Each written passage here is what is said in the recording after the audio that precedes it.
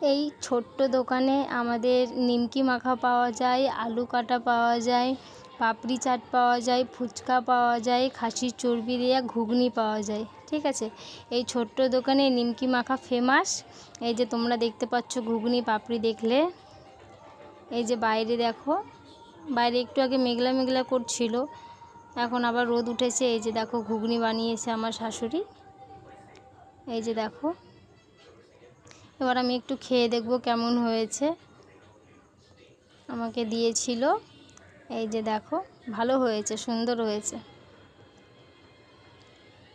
যারা যারা খেতে চাও অবশ্যই একবার আসবে আমাদের দোকানে।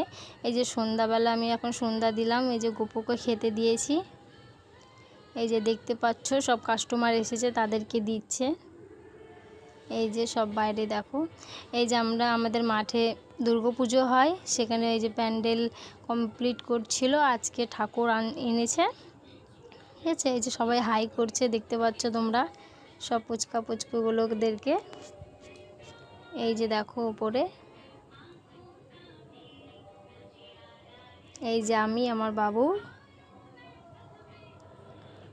এই যে দেখতে পাচ্ছ তোমরা।